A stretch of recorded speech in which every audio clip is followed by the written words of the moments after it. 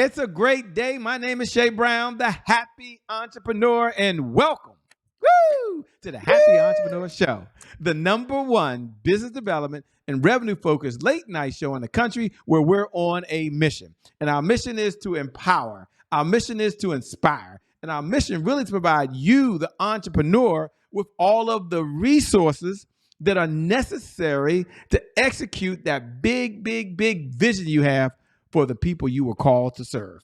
And on this episode, we'll be talking about how to go from the cell, C-E-L-L, to being a CEO, and also from a CEO to being an influencer. Now, these are different levels. So first, let me say hello to the one and only Coach Dawn Michelle. What's up? How are you? Hey, hello, Shay. Hello, everyone. Hello, happy entrepreneurs. How are you? Peace and blessings to you all. Thank you for having me. Well, it's an honor and a privilege, and shout out to Dr. Tiffany Williams, who connected us, who's also a collaborator. Yes. From the cell to CEO, you've got to give us the backstory. So give us the origin of the story and then how that propelled you to where you are today. The audience can read your bio. I get that, but they want to hear from you. Talk to me if you would. So the backstory. So as you said, I am Coach Dawn Michelle. I'm originally from Charleston, West Virginia, but I was raised right outside of Philadelphia in Chester, Pennsylvania. I'm married. I'm a mother. I'm a sister and a friend. I'm a business owner. I'm a college graduate. I volunteer in my community for the schools and the church, and I just so happen to also be a convicted felon. That's right. In 2013, I was indicted by the United States government, and I was sentenced to 51 months to federal prison. And of that sentence, I served 2 years, 2 months, 2 weeks, and 2 days in federal custody. So from there is where you get the cell. I came out of the cell and went to becoming a CEO. And I'm here to tell everybody today that you can't let your failures fail you. And no matter what your obstacles and barriers may be, you can overcome them and be the person of your dreams. You know, you got to share with us, and thanks for being so authentic. What was one of the steps that you took when you started first being a journey as an entrepreneur? Were you already an entrepreneur before the incident, or did you all of a sudden decide I'm now going to be an entrepreneur? So here's the question. When you had to restart, what was step 1 that you had to do, and step 2 that you had to do, and then step 3 that you do on this journey? Or did you just go from, hey, I'm now the CEO again? I'll share it. So I was an entrepreneur prior to my incarceration. My entrepreneurship endeavors led to my incarceration. I had a tax business that I ran for several years in my community. I engaged in some unethical behaviors and practices with my tax business, and I had to answer for that. So making poor decisions and poor choices, not being in compliance and not following the rules is what led to my incarceration. Once I got to the institution and was actually sat down, I had time to do a little soul searching, and some self-accountability took place for myself. And from there, I decided to take over a new leaf, and I was going to come out kicking through the doors, doing everything the right way. I also devoted myself and my time and passion into helping others who may be struggling in a space, transitioning, into their entrepreneurship endeavors and stuck, not really knowing which direction they want to go, maybe confused a little bit about how you get to where you need to be in the rules. So I was really passionate about compliance,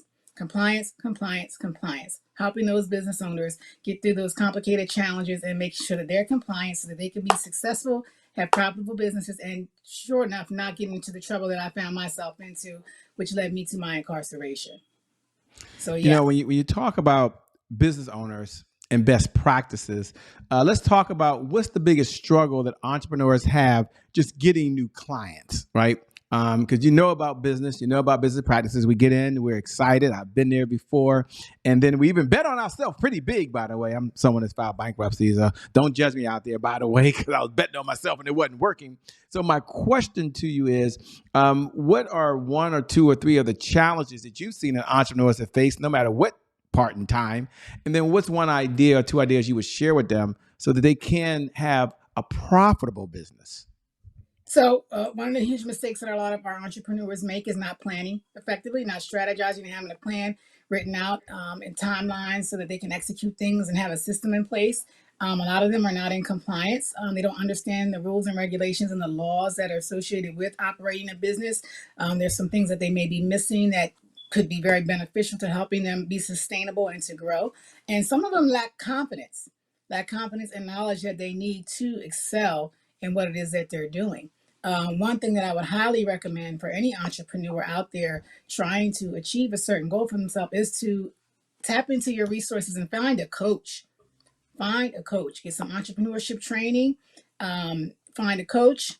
There's some community resources that are also available out there. There's all kinds of entrepreneurship development programs, the community buildings, the SBA has programs that are available, and your regular training institutions like colleges and training centers also offer entrepreneurship training programs and business programs that could help you strengthen your skills and broaden your knowledge so that you can be sharp and come out here, to excel and prosper like you should.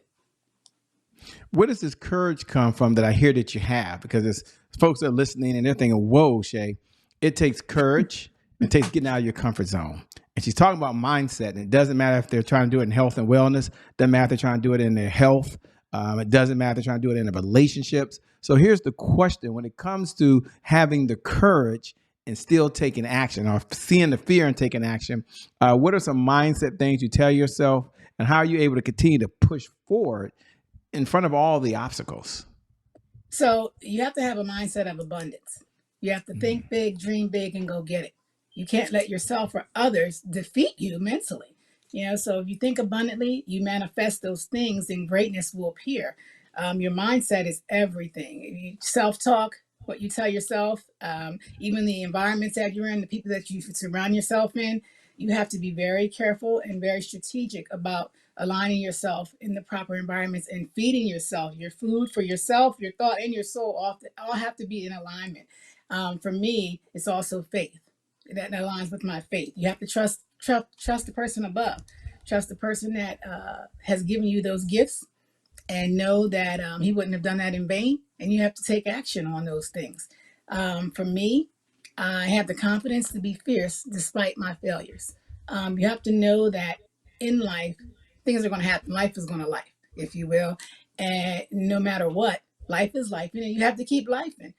So even though that I've ran into some obstacles and barriers for myself, I always felt like no matter what, tomorrow is tomorrow. And I can do something today to help better my tomorrow. And that's what I stand on and I live by. You have to choose life. And that is for me, living in fierceness every day, choosing life. Choosing life. Now, are there one or two affirmations? I know some people think affirmations are overrated. I love affirmations, by the way. It's one of my favorite questions to ask when guests come on is, hey, what's 1, 2, or 3 of your affirmations that you tell yourself that not only gets you excited, but, allows you to be in that right frame of mind? I guess Tony Robbins would call it the peak state.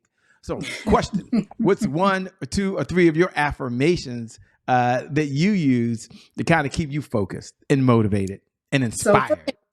So for me, the main one is choosing life, choose life, which is living fierceness every day. The other one is my self-accountability affirmation, which I say to myself and to everyone, which is stop playing and get your shh together. Again, I say stop playing and get your shh together. Self-accountability is key. It's key.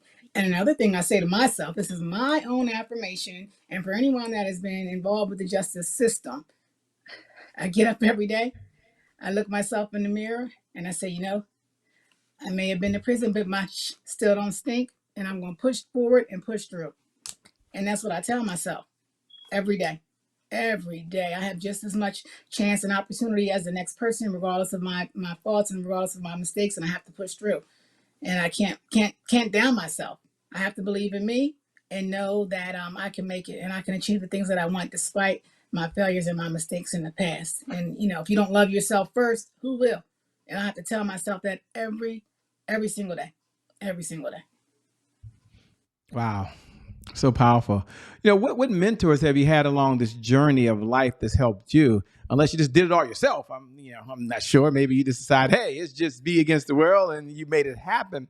I'm always curious, and it's one of my favorite questions to ask. And you is listening at home. She's had a lot of mentors along this journey, but she'll pick maybe one mentor. she'll share a lesson that she's learned from that mentor, and that mentor lesson she's learned is now going to help us on our journey. Isn't that kind of cool? We get to benefit from someone we may never meet. So, question.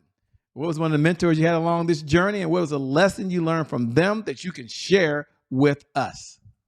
So one of my most recent mentors was Dr. Sonia Stribling, who is a mentor and a coach to me. Dr. Stribling comes from a military background, and she's had a history of her own struggles and pain. And she taught me to have confidence and courage in myself, to show up for myself, stop making excuses for myself, and be in the present and go for it. Make it happen. Again, eliminating excuses for yourself and being 100% who you are at all times without concerns of any judgments from other people. Owning your power. She teaches and coaches us on owning your authority and owning your power, and accepting that who you are and perfecting that. So I take that with me every day, and I value that advice that she gave me, and it sits with me as I go on my journey for success. You talk a lot about being an influencer as well, and I love Dr. Sonia. You got a shout out, girl. You got a shout out. There we go. Yeah. She's a marvelous person, by the way. Just Yes. an incredible, amazing human being.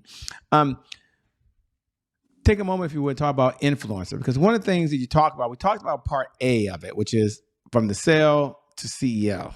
But there's this third leg. So leg 1 is here, and this is leg 2. Leg 3 really is becoming an influencer. And I like to get your definition of what is an influencer in just from your view of the world. And then how did you transcend from just, not saying just being a CEO, but having a CEO role to now being an influencer? So for me, an influencer is a person that others are going to look up to, and you're going to educate them directly and indirectly. All eyes are going to be on you, and they're going to follow your lead and look to you for guidance and strength and light, and be a leader. So with that comes a lot of power. An influencer holds a lot of power and a lot of responsibility. From the CEO, I always say I decided, like once I got into working with Dr. Sonia, I decided to go from my corner office as a CEO into the community, which meant I was transitioning from my office into that influencer role, stepping out on social media, stepping out into the media, and being seen by the world. And I couldn't take that lightly. For me, again, it comes with a lot of responsibility. And I take it very seriously. I know that others are watching, and I know that I can make a huge impact for those that are watching. So it's important for me to do the right thing, teach the right thing, and be that vessel of light and leadership that others may need, so that they can get through their days and accomplish some goals for themselves. And it's an honor and a privilege to be that. You never know that it's happening. I'm going through the motion. I'm deciding to step out on faith and come out of my corner office and go into this virtual platform and come out to the world and be present and be seen. And then boom, next thing you know, you're getting DMs, phone calls, people coming up to you. They want pictures, they want to talk, they're watching. You're like, oh, wait a minute, what's going on here? And then like you don't choose to be an influencer, and people choose you. So that's kind of how it happened. So then once I realized that's what was going on, I accepted it, and I accept the responsibility, and I take it seriously. And I'm very grateful for the opportunity, and humbled by it. Well, you're definitely brilliant. And here is a person that's I heard in the beginning was on the finance side and now talks. Most accountants don't talk to nobody. Most people in accounting, they don't talk to bookkeepers. You don't ever hear from them folks. Matter of fact, I don't never want to hear from my bookkeeper. Beverly, don't judge me, please, please, please. They always got questions. If I put it on American Express, it's a business expense. No, I'm joking. Let me stop playing here. So in all seriousness, but you're someone that can get out here and you can help businesses have a profitable business, have business systems, and create generational wealth. And that's some serious superpowers. Where does this desire you have come from for you to have this power just to serve other folks? I mean, is it something that you knew? When did you know that this is something you were destined to do, that you were going to be on the service side and help other people really achieve their dreams, really be able to get the vision they want? So I've always had a desire and a need to serve others. I've always had that human service way about me in spirit. So that was like instilled in me, since I was a young girl, helping others, being a leader, sharing, making an impact. So yeah, it started off as a young child. And what was the other part of your question? I want to make sure I answered it completely. No, you're right. So I want to know. So you said as a young child, was there an incident you did you remember when you first stepped out and you're like, okay, I'm going to make this thing happen. I'm just curious, by the way. Maybe it doesn't pop in your mind now, but was there an incident and you was like, I remember when this took place. But that was part one that you did a great job with, and then part two of the question was, what do you enjoy most about what you're doing now? So being an influencer and making an impact comes with, it's priceless. And that's the part that I enjoy most. Being a part of those milestones, being a part of someone's change, someone's shift, someone's growth, that is something that carries no weight, carries no price. That's just inexchangeable. And that holds the most value to me. It's an honor and a privilege to be that person for someone, because people have options, they have choices, they can choose right or wrong, and they can choose who they want to work with, who they want to listen to and be influenced by. So to be that person for others is huge for me, and I value that. You know, one of the things that I love to ask is one of my favorite questions to ask, by the way, is I know you probably read so many books along this journey of life. I'm always curious if one book stands out. It's almost an unfair question, isn't it? You say, you know what? I recall reading this book or reading this passage along the way that as you're saying it, my mind's going back. And yes, this is something that pops in my mind. And this one book or one passage made a difference for me. So I'm going to take you back 30 something years, maybe even almost 40 years now, to a book that I read that sat with me throughout my life. And it's a Judy Bloom book called Are You There, God? It's Me, Margaret. And in that book, it told the story of the young lady coming into her womanhood, owning who she was, accepting who she was, and loving herself and everything about her and understanding who she was. And even throughout my life, and even when I had my setbacks and I had to come back from the setback, I can reflect on passages in that story that kind of helped guide me and carry me, and re-identifying who I was, owning who I was, accepting who I was, and loving myself for me. Again, finding that confidence to be fierce despite my failures. Time management. There's a number of folks watching, and myself included, like they're involved in a lot. They're like you. They're a mom. They might be a wife. They might be a husband. It could be someone that's watching right now that's a dualpreneur. They work a full-time job and they're a full-time entrepreneur. So it keeps them really, really busy.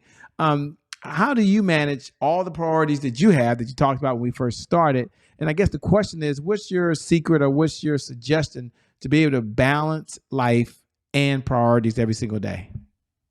Again, I'm going to tell you to stop playing and get your shh together. Part of that is, weaning out the stuff that's not necessary and only prioritizing things that are. I use a calendar, heavy. My calendar is my life. I time things, I keep them categorized and organized, and now I even have an AI bot that helps me manage my calendar. Being strategic and planning everything for me is key. I don't particularly do too many pop-ups, if you will. And some people may say, oh, that's anal, but it is what it is. That's how I function. So everything has to be planned and scheduled to the best of my ability. Even my free time is scheduled, if you will. I plan date nights, I plan family time, I plan work, I plan, vacations, meetings, you name it. Everything is scheduled for me. Every once in a while, on a blue moon, this will come by and I will do something, just random. But even then, I'm still like looking at my calendar and looking at my watch and thinking, is there something else that I could be doing, with my time? I just want to get the best, most productive use of my time at all times, if that makes sense. You only die once. So you have to choose life and choose it now and do the right thing when no one's looking. So well said. We have a segment here called Today is My January 1st. And for those folks who know that are family that are here with us every night at 11 p.m. daily, you can go and say those words you waited to say. Today is my January 1st. And for those folks that are wondering, Shay, what is today is my January 1st? It's my first time tuning in. Welcome. Let me say welcome. Number one, welcome. We're glad you're here. Today is my January 1st is one of our personal mantras. And what it means is you get a fresh start. What it means is you get a do-over. Today is my January 1st means your past no longer equals your future, that you don't have to wait till December 31st at 11:59 p.m. on the back of a napkin after a couple of drinks, obviously, to start getting going. You can get going now. Happy New Year, by the way. Today is your January 1st. And so my question to you, Coach Michelle, is that when you hear those words, today is my January 1st, what do you hear? And what are your words of empowerment to inspire folks that are watching now? Today is your January 1st.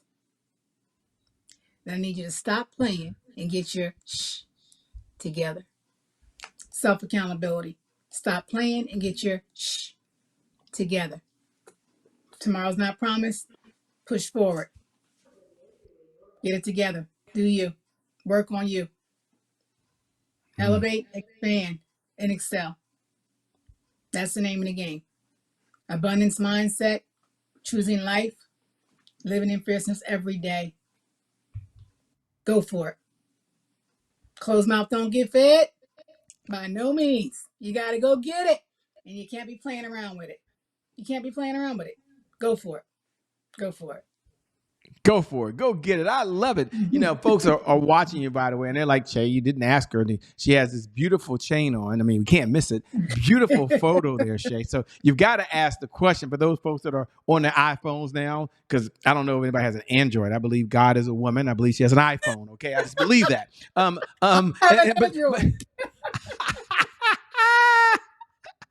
But I'm looking now, and now she's gonna show me her Android. Shay, I got an Android, Shay. I do.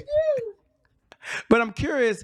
We want to know, who is that's on your neck, obviously, and it's very special to you. If you don't want to share, you don't have to. It may be personal. I don't know. But I got to ask the question: what do you have around your neck, and who is it, and why is it so important to you?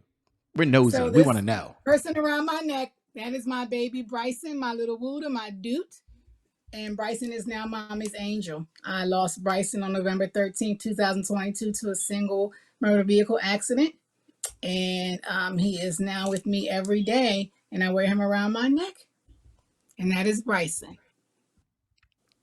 18 years beautiful. Old, 19th birthday, April the 26th, and he's with mommy everywhere I go. And that's Bryson. Thanks for sharing, by the way. Thanks for sharing that with us. That really means a lot. And for those folks that are out there and they may be wondering, they may have gone through a tough time. I know a number of folks that have been in that situation.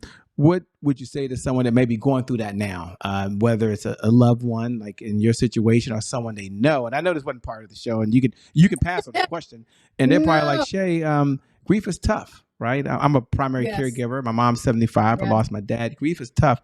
What is one or two things that you would share with someone that may have a child's gone on to get their heavenly wings as well? Yeah, I'm just curious. I don't mind talking about it. I actually pray every day and ask God to guide me on which direction he wants to go and how he's going to utilize me and this experience that I've been through to help other people. So I thank you for asking that question, so that now I can be used as a vessel right now to help someone else. So I'm openly accept your invitation to ask the questions, and I will definitely share.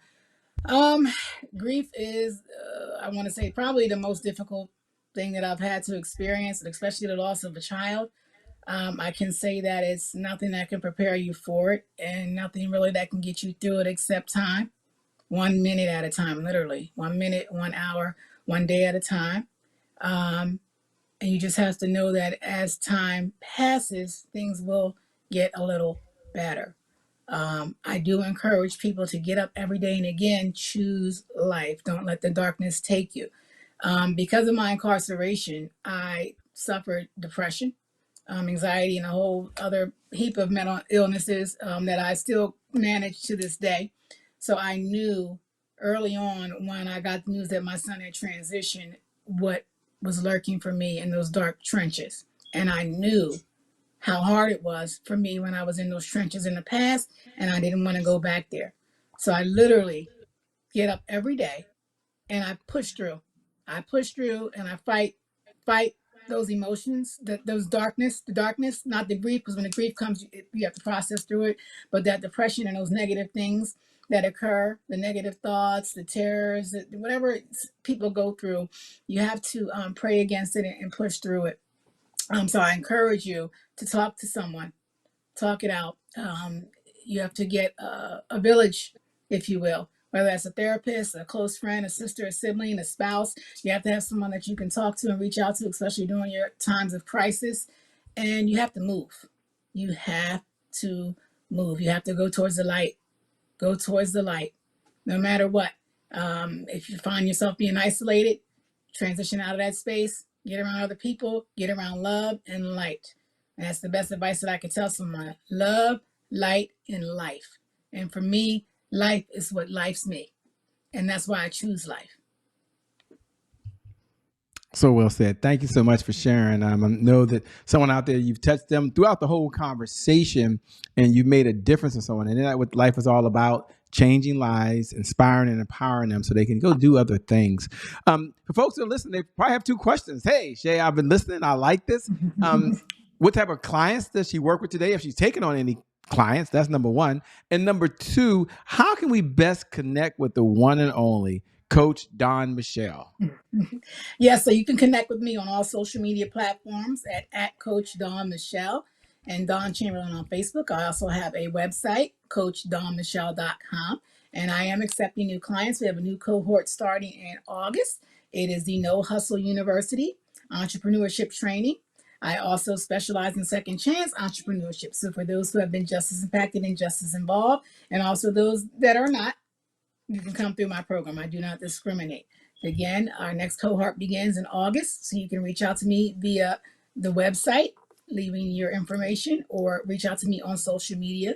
And I look forward to talking to you and working with you all. Well, let me say thank you so much for being on the Happy Entrepreneur Show, Coach Michelle. You are Coach Dawn Michelle. You are so amazing, so transparent, such an easy person. I'm going to suggest that everyone make sure you connect with the one and only Coach Dawn Michelle.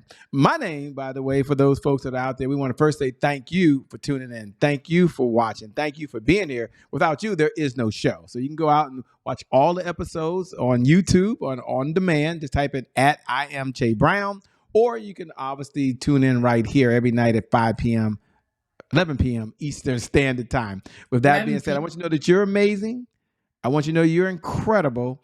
And for you, today is your January 1st. And for that reason, your best is yet to come. Your best is still yet to come. I believe deep down, your best is yet to come. My name is Che Brown, the Happy Entrepreneur. Make it a great day, everyone. And I promise you from the bottom of my heart, we'll make some good things happen. We connect again next time. Remember this, time is long. Life, on the other hand, is very, very short. You got to live in that moment. You got to make it count. God bless you. Wish you success. Thanks a lot, Coach. We're out of here. Peace, everyone. Thank you. Everybody.